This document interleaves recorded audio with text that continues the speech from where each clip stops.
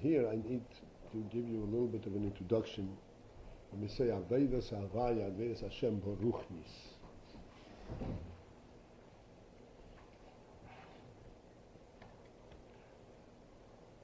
There is Avedas Hashem Begashmius and Avedas Hashem Beruchnius.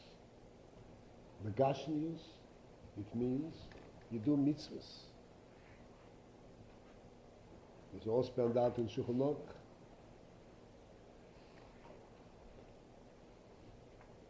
In that area, in that arena,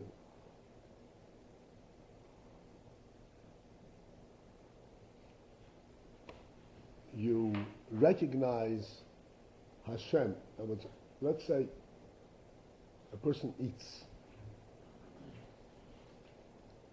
In what way is this Avodas Hashem? Avodas is on Shabbos. In what way is it Avodas Hashem? He's eating like anybody else.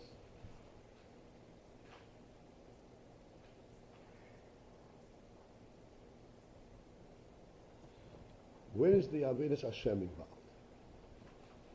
Avodas Hashem, Begashmius, means that even though we recognize the world and we are participants in worldly activity, but we understand that the worldly activity is not a purpose and end for itself, and we are not seeking the enjoyment, the worldly enjoyment.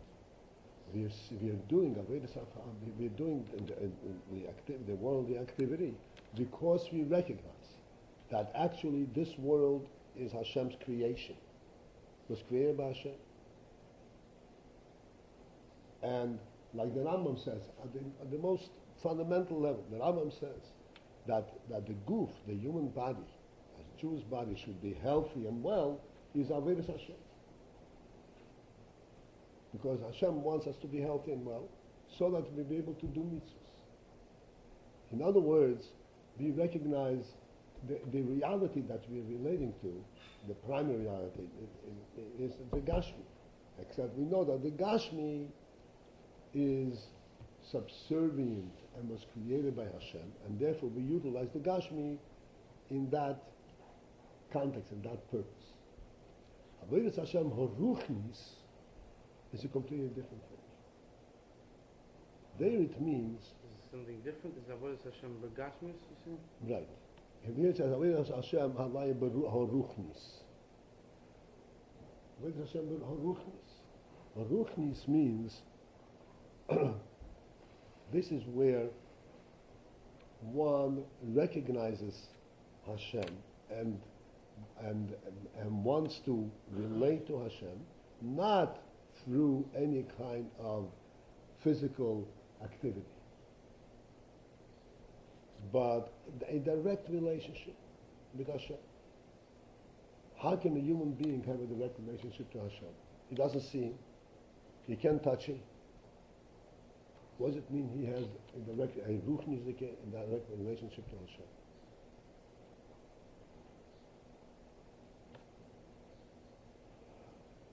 And as we will see, this is a possibility. This exists in Avodah.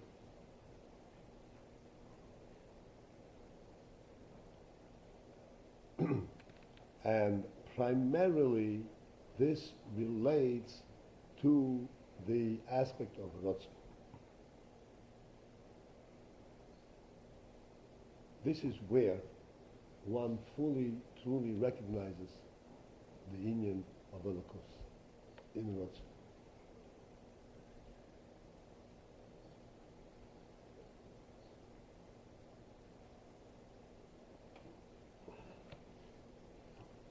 What we have learned in the previous ois will help us understand this as we go through this.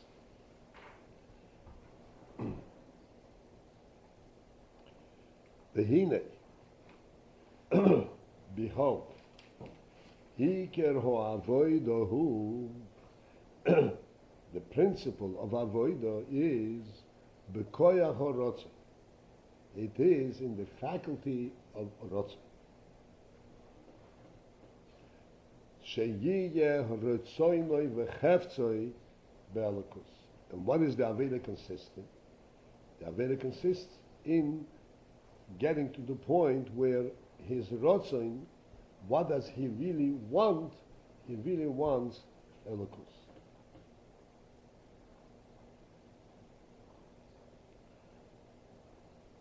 This will be explained as we go through. Again, I pose the question, how can a person in this world want elokus? He is hungry, so he wants food. He is tired, so he wants a bed. What does it mean he wants elokus? What kind of want? What is it consist in?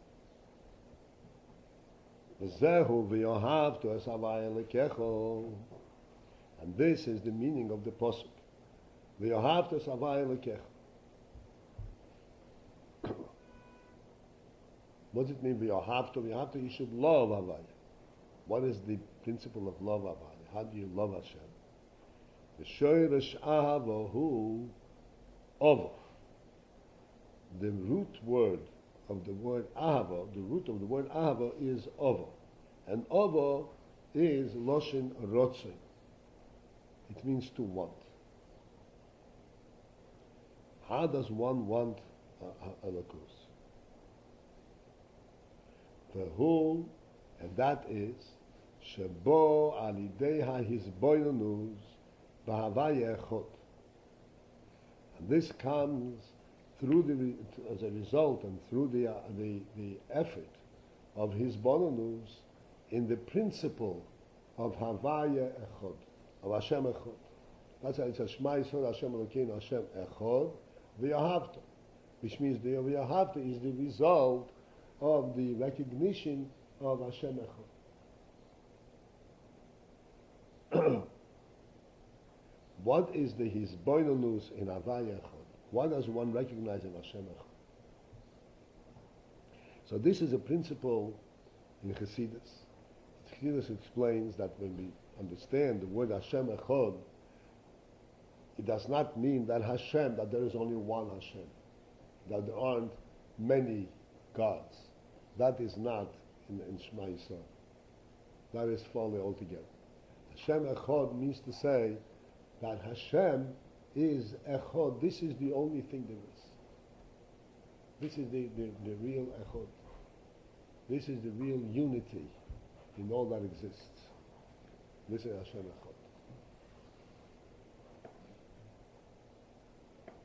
Echod. And what is the Hizboinonus in this? What does one reflect? Eich, he reflects of the in the perspective, in the view, Shezayin Rukim, that the seven Rukim, the seven heavens. It says that there are seven, Yomar says there are seven Rukim, seven different levels of what's called Rikiya, the heaven. Va'oretz, and Va'oretz is the bottom, and the earth. So Zayin Rukim Va'oretz together is 8. This is represented by the Ches of Echod. Ches is 8, the numerical value of Ches is 8.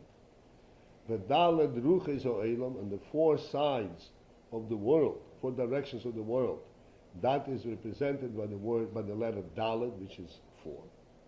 So, which essentially encompasses the entire space. Beteilim le'elokus are botel to elokus.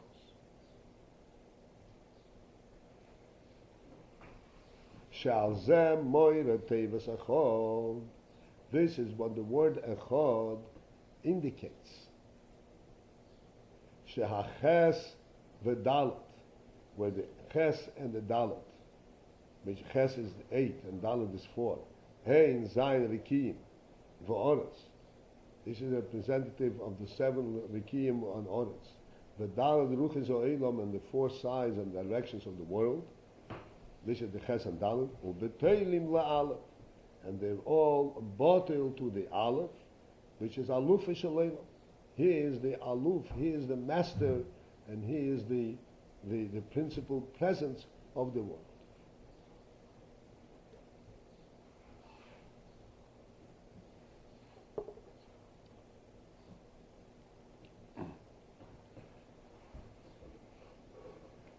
Now, in our world, one thing we all can recognize in the world, that as huge as it is, there is an inherent unity in the world. Okay? Huh? I'll just follow along. Yeah.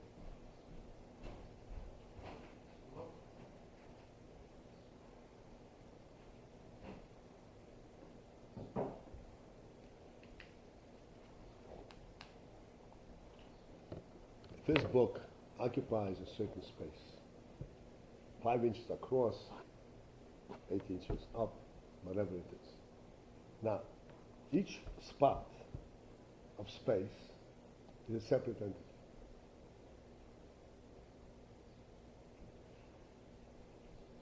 And yet,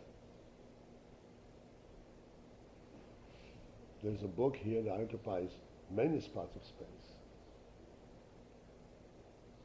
And it has no difficulty. It's not like it's in 7 different places. It's in one place. How is it in one place? It needs so many different dots of space. The answer is that all space, as much as it is separate entities, it is really one. And this is why we can have unity in space and occupy a given amount of space without feeling that you're broken apart in 17 different places.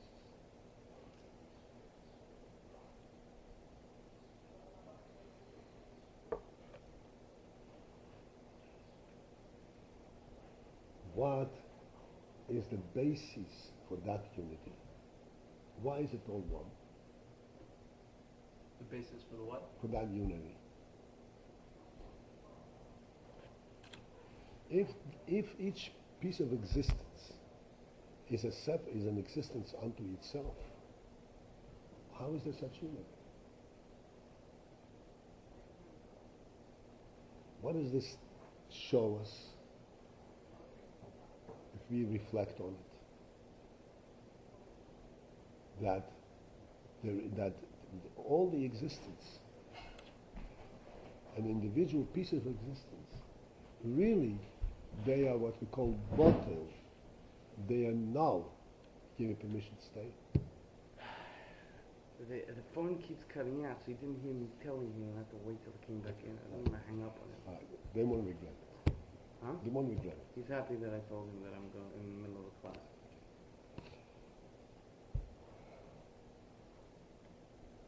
But in the meantime, you missed an important point. I'll repeat it. I started with the morsel of this book. It occupies many dots, many pieces of space. Each piece of space could be a separate entity. And yet, this book is one entity, occupying all of this entire space. Why isn't there the sense that this book is occupying a whole bunch of dots and it's all separate entities? Why is there such a possibility of unity? If, in Gashmius, every additional piece of Gashmius is an addition, is a separate piece. How is it that all the separate pieces of Gashmius do not reflect a disparity, a separation, and they don't interfere with unifying things? It's limited. Also need. Because it's limited. I mean, it's limited creature. For example, this book, right? Does it have a lot? But it's limited. Like it's this and this length and this and this. It's limited relative to what more space there is, but the amount of space that it occupies is a lot of different pieces of space. Alright. Lots of atoms and stuff flying around It's each other. different pieces of space. Why is it a perfect unity? I finish the sentence, you will hear the point. If Gashmius, which is in space, and the space is all measurable. Measurably means that you can have 1 inch, then you can have an additional inch, which makes it 2, and then a third inch, and so forth. These are all addendums, all additions. Each piece of additional existence is a separate additional existence. If I have one book, I have another book. No matter how closely I put them together, they're going to be separate books.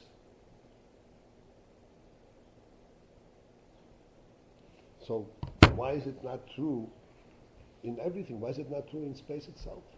You have so much space. Each piece is a separate entity. The answer is that the space is what we call Botel to Elokus. What does Botel mean? It is truly a presence. But its presence is not representing itself, it's representing that which facilitates, which allows it to be. The godliness that allows it to be. And this is why, even though they're separate pieces of space, but they're all one. Because essentially they represent the possibility of that existence comes from Elokus, not from the space. And everything's in a And everything's Elokus. So you might let me make it straight. What? Can I just clarify? I understand what you're saying. Yes, but not right now. I just want to, I'm kind of preempting a little bit.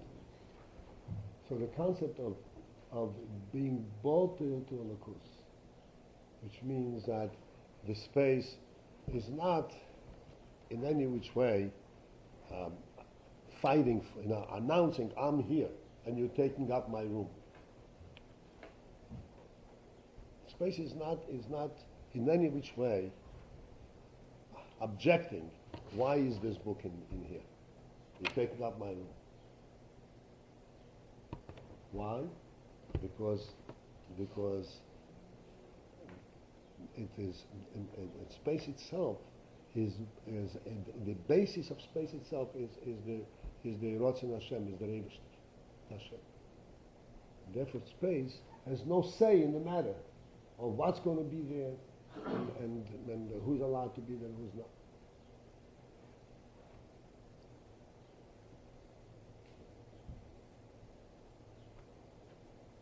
Okay, so let's now take inside.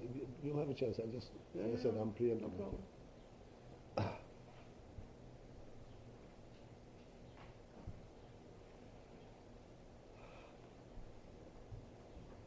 Okay, so this is what Echod stands for. Echod says, and Chassidus explains, the Alter Rebbe says, that we said, where does it say that?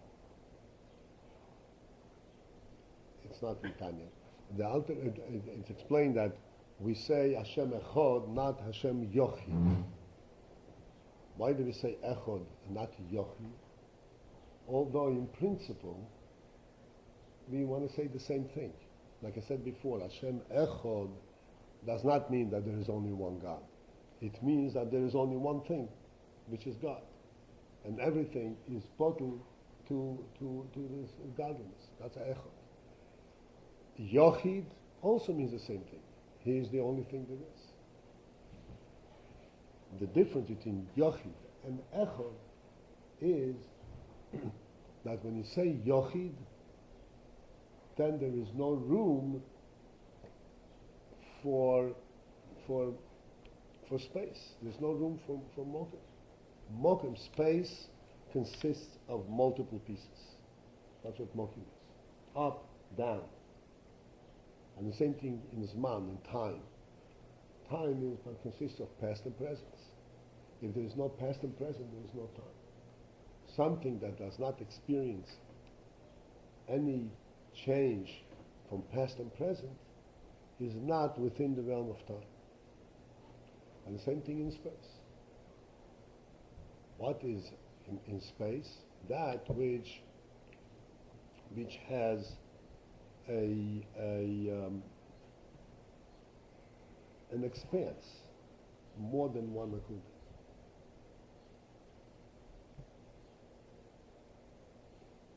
So, and this is the difference between Yochid and Echad. Why? Yeah. Huh? Why? Why does Echad leave room for multiplicity and Yachid not? Okay, this is the point. Echad, the statement of Echad is that there is space. But like I explained before, there is space, which is an accumulation of infinite pieces of space, but they're all bottled to Aleph. They're all subservient completely to this Aleph, to the one. Infinite, you said? Huh? Infinite space? There could be even infinite space. There is a whole discussion of this infinite space and not infinite space. Because Chassidus? Yeah. Even though we don't, what? even according to us?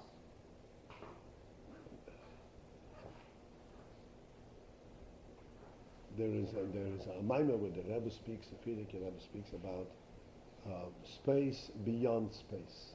Ma'alim Gagal HaShmi, Gagal HaShi. What is it? Is it space or it's not space? Is there emptiness there?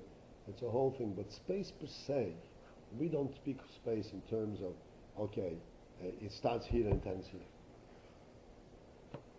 What there is beyond space, we have no understanding of.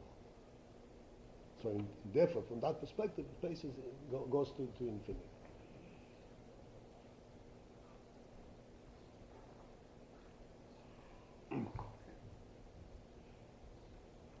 But this expanse of space is botel to echad. In other words, even though it's in a big expanse, it's really all one. It's completely null. In other words, each piece of that space is not claiming some kind of an individual presence. You understand what I'm saying? Some kind of a separate presence. And this is why it allows that there should be one book that occupies a whole bunch of space. And there is no sense that this is a put together of many pieces. It's one unit.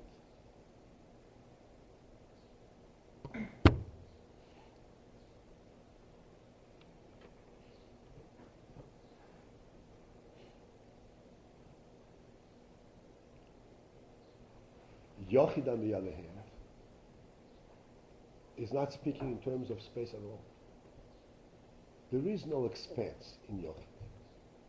In Echad, there is an expanse that does not claim its own mitzias.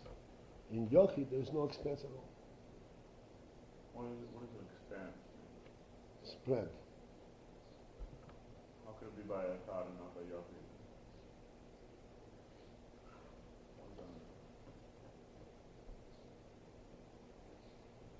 Yachid is a type of single, right? Singular. No. Yochid means single, but Yochid means No room for anything else. excuse me? No room for anything else. I'm sorry? No room for anything else. No room for anything else. Yochid means he's the only thing. Echad means that he unites everything,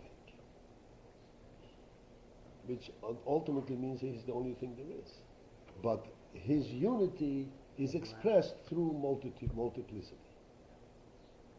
Whereas Yochid, there is only one, only him.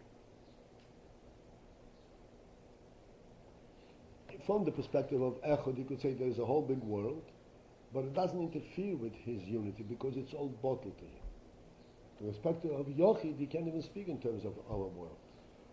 What about Eined Mavadai? Doesn't this seem to be more along the lines of the idea of Yachid than there is nothing else?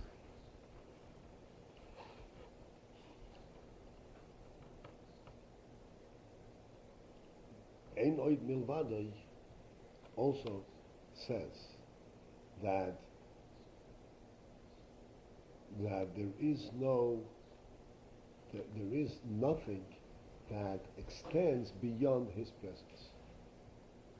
Everything that exists is all within his presence.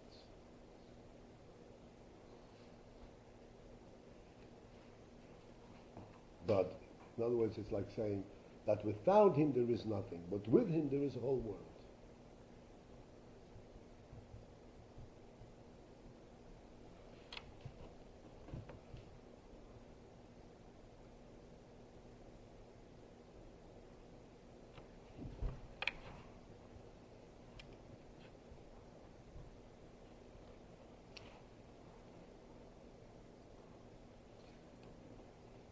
I want to discuss a little bit the principle of bitul. Say that the world, all its service are botel to him.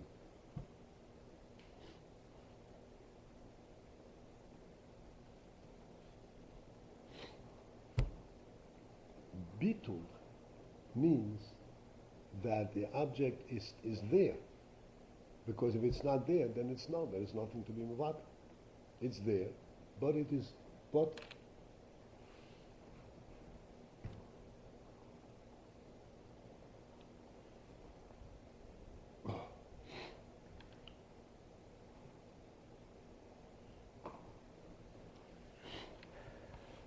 Just to give a simple illustration of the concept.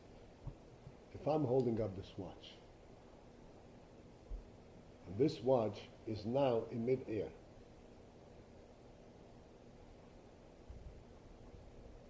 and you see how the watch is in mid-air, but you also see that it's in mid-air because I'm holding it up. So this principle that you're observing, that the watch is in mid-air, is a non-entity. You're not relating to it in terms, oh, the watch is in mid-air. Because the watch is not in mid-air, it's being held up by my hand.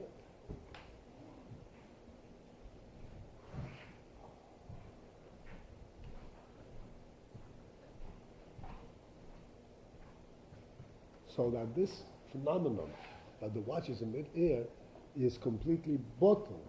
It does not claim its own presence. There is no such presence as the watch being in mid-air. It's completely representative of the fact that I'm holding it up. But the fact is, it is in mid-air. But that itself is not claiming its own presence. It's saying, oh, it's representing the fact that I'm holding it. Okay? This is the kind of bottle. So there is space. But normally we look at the world, the world is claiming its own existence. Say, no, if we reflect on it, reflecting on it properly, we recognize, no, it is like a present al Zachen, but all it is representing Hashem's creation at this moment.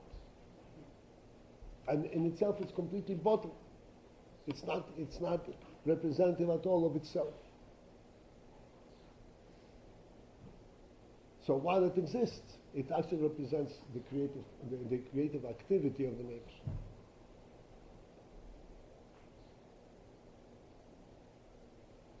Wasn't it pshat that the space, it's like Emitzi is a space, but it doesn't claim anything for itself. It is Hashem's provision for this space. The space per se, the Gashmizik space, oh, I have a lot of room. You have nothing. It's all bottled to Hashem's provision.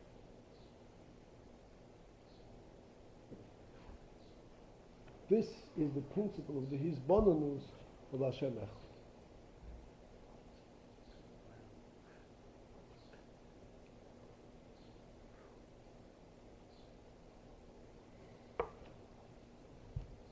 Echad then allows, you have the existence of a Davar Achar, but it's Batal Mitzias. But Yaki, there's no room for There's no for anything else. Right. So you can't have a bittul. Right. We in our world cannot relate to Yochid. We know about Yochid, but we cannot directly relate to Yochid. Because this is completely above not only our Seichel, above our Rotzen, above our Ein, completely. We then say that Hashem, as he truly exists to himself, is Yachid, Yeah. but it's beyond our relation. That's completely beyond. That's why it's a Yochid Choy Ho'elam Melech, right? What's the pshat in that? That he himself is Yochid. And being a Yochid means he's completely unrelated and above the whole possibility of creating the world. Choy Ho'elam, who, when Hashem gives life and sustains the world, that's because he made himself into a Melech. He came down from his level of Yochid and revealed the quality of Melech. Melech can encompass a whole nation.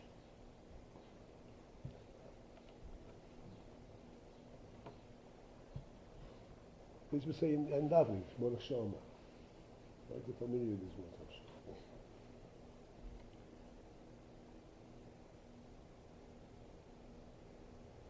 Okay.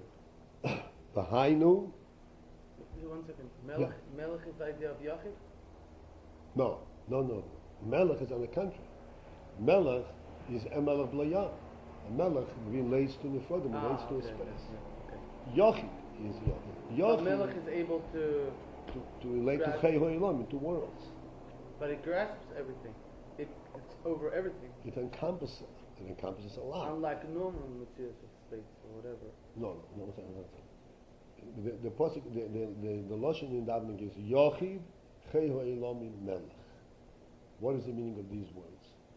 That Hashem himself, unto himself, is Yochid, which means he's completely above the whole linear of creation of worlds.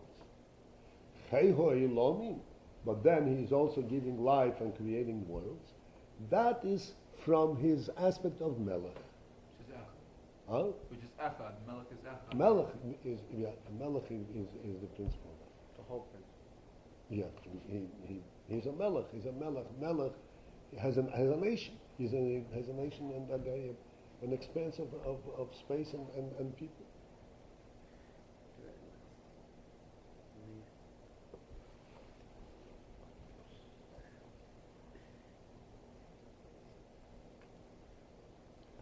Okay, can we continue? V'hainu. And therefore, this principle that we said, that the word echot represents the Inyan that all of space is bottled to Aleph, Aleph Shalem. Hainu, v'hainu bitl havov ktsolos lelakus. This essentially expresses the bitl of Vov Ktsovis, and I'll discuss in a minute, Vov Ktsovis to Elokus. We need a little bit of a thinking cap over here to be able to grasp the idea. Vov Ktsovis essentially means space. Space is identified by 6 dimensions. Right? Anything that exists in space has to have 6 dimensions. It's called Vov Ktsovis. Anything that has Vov Ktsovis, like this book, has Vov Ktsovis 1, 2, 3, 4, 5, 6. Anything that has Vov Ktsovis, from our perspective, is a complete presence. It occupies its space, and it has an independent existence because it occupies the space.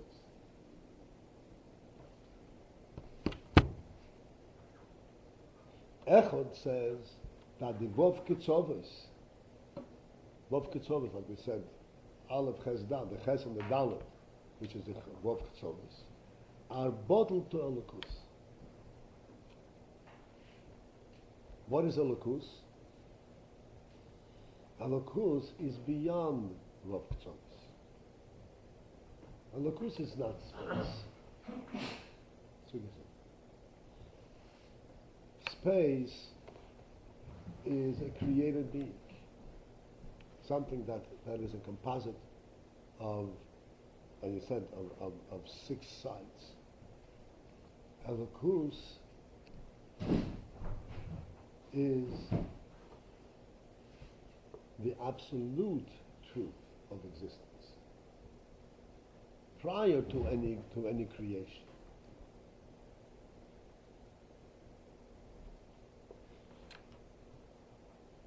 Let me step back a little bit and discuss the concept of Elokus.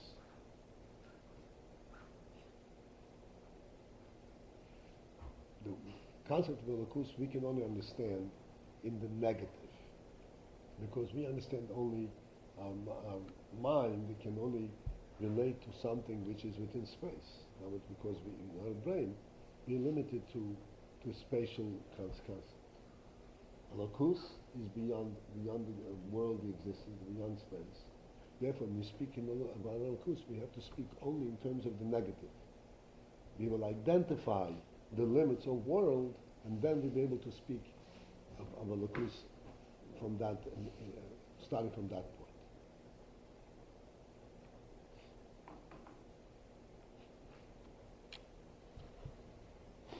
First of all, anything that has Vav Ketzovis, right, six ends, has to have a beginning, a middle, and an end.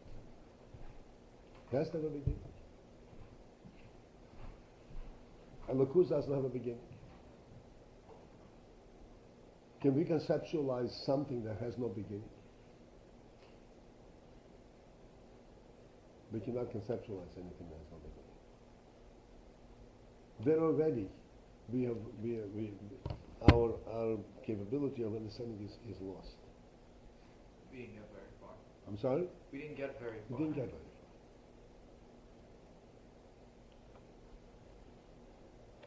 far. What is the point?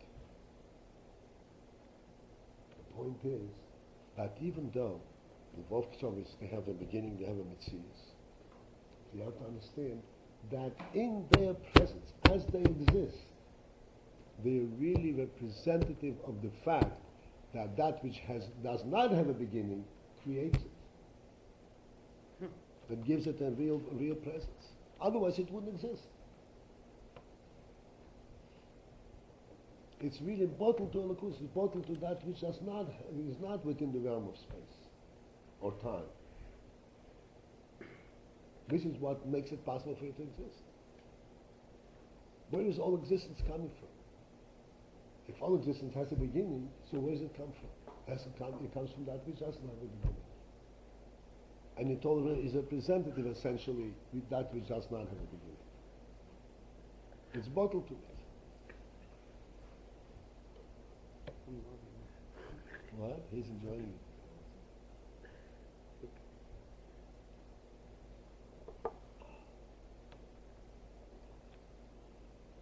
This is the meaning of these words. Bitul havav kitzovis lelakus. Vav kitzovis represent something, the whole expanse of space and everything within space that exists only because, on account of the fact that it has Vav kitzovis, occupies space. And actually, we understand that it is all bottled to Elokus. If it exists only by consent from Elokus and Hashem, and Elokus allows it to be. This is the principle that you may have come across in various pieces of Chassidus that says that in everything that exists there is a nitzutz elokי, there's a godly spark. What is this godly spark? This godly spark is that this which that central aspect in which this entity represents Elokus. If it didn't represent Elokus in any event, it couldn't exist. It couldn't exist. Is it the same thing as saying that? How do you know that something is Paltiel because it exists? You know, when you see something exist, you know that it has a godly spark in it. If it didn't have a godly spark, then maybe it wouldn't exist. I'm explaining it more in practical terms. Just as we understand that anything that exists has to occupy space, now we understand that space itself is bottled to Elokus. which means if it exists by the consent and by the representation of a lakus that it represents.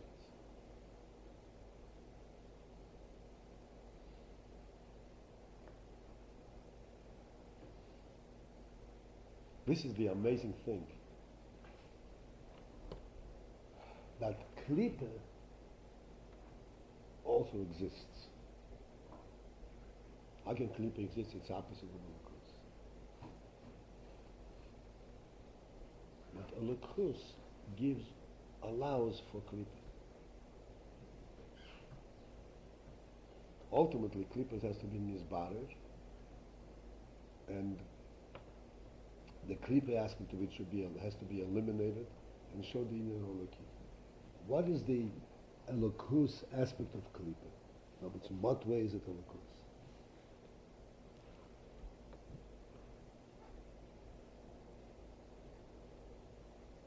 There are several things involved in this.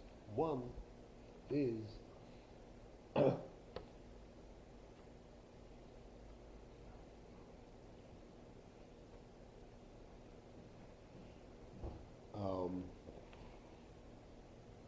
I'll have to give you a little motion for this.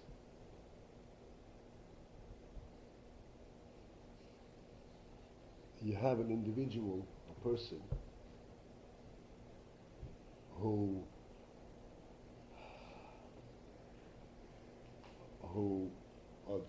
tell you the story.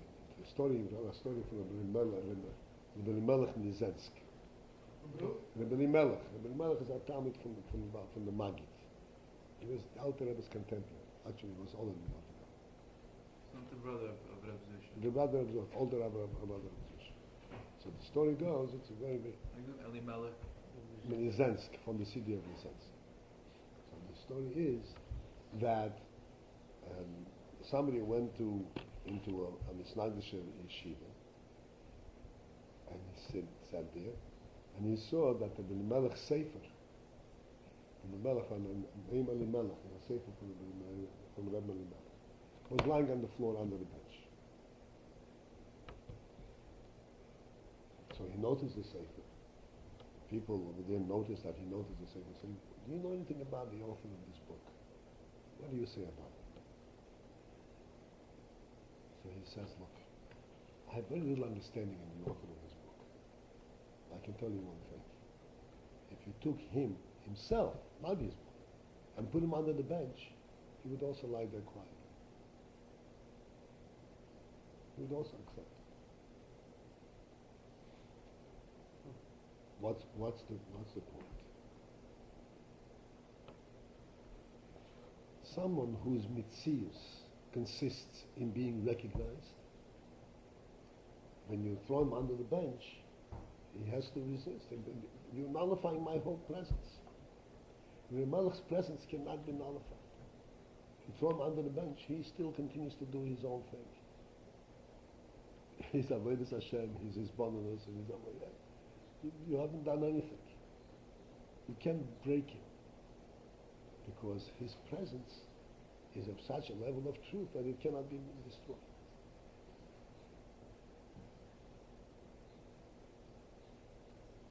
So this is the similar union of Klipa.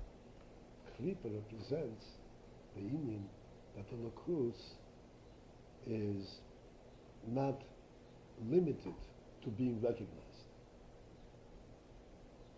It can tolerate even that which is not recognized.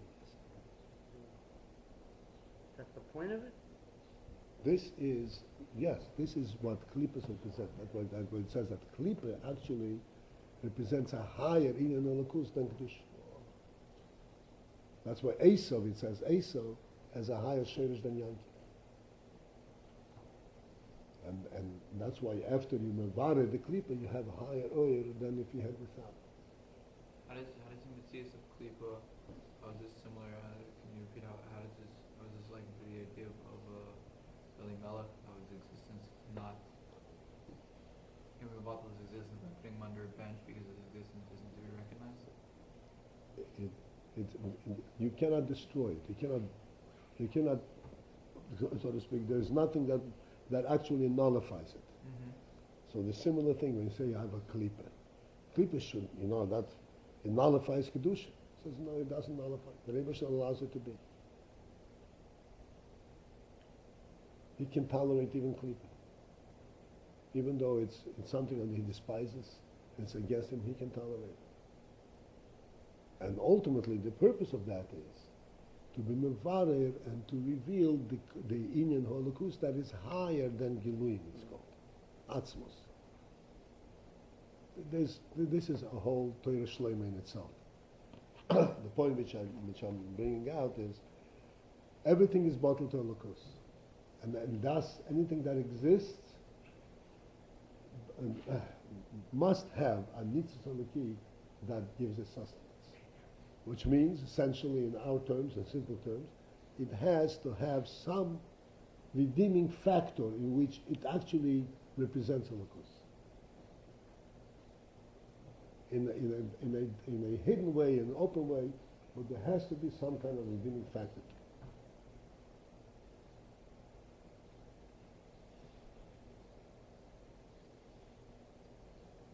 That's a picture of Kedusha or Klipa, which one is that? This is a picture of how the story of Elimelech is related to Klipa. Explanation of Klipa.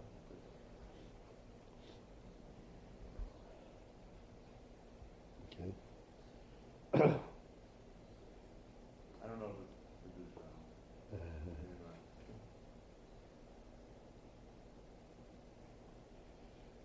Dr. Beetle Havav Ktsovis Elokus. Elokus does not have Vav Ktsovis. Vav Ktsovis, in everything that exists, has Vav Ktsovis, because that is what makes it a complete entity. Like we say in Gashmius, we see it clearly, right? Vav Ktsovis. If you don't have Vav Ktsovis, it cannot exist. There's no presence there. In Beruchnis, are we going to say, see in a minute, is also the same thing. Anything that exists has Vav Ktsovis. This is the principle, we're going to say, of 10 spheres. 10 spheres represent a complete entity. Essentially represents a presence.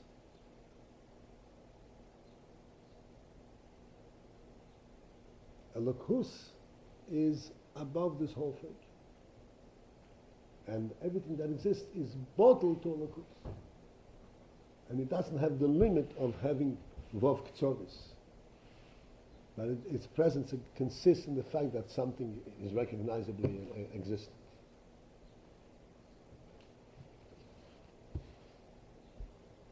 The expression that we always use is that Elokus is represented by the term, everything that exists is represented by the term, that fact that it exists. Elokus is represented by the term by the fact that it cannot not exist. I cannot say it exists, but it cannot not exist. That its presence cannot be seen, because it doesn't consist of anything that is identifiably existent. It doesn't have a beginning. It cannot not exist.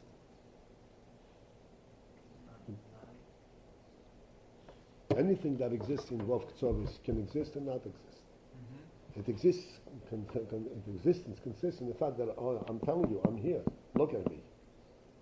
How can you look at me? Because here I am, here is you. Right? And we're two separate entities. Here it doesn't exist, and here Right, it does yeah, exist. yeah. Elokus doesn't have Vav Ktsovis. So what is its existence? It cannot not exist. It cannot but exist.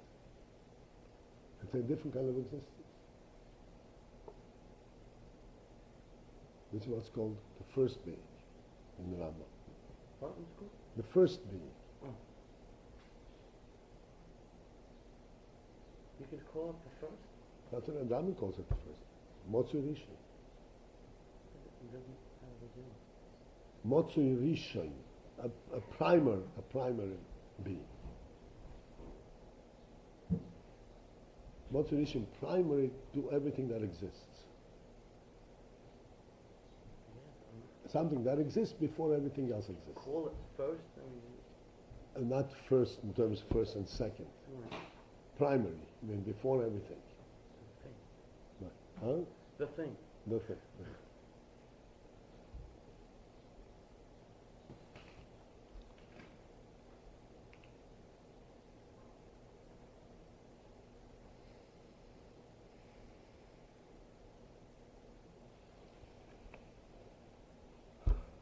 Okay.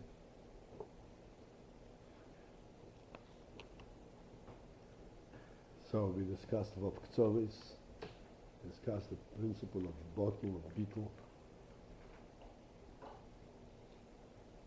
of avoida ruchnis, avoida gashmis. Huh? Echad. Yachid.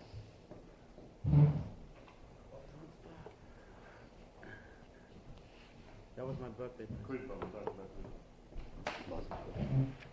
Quarter of a century. When's your birthday? Not now, starting now. Shnas Hatzlacha. You were born exactly right now? Awesome shit. Huh? Good birthday present. Shnas Hatzlacha. Oh,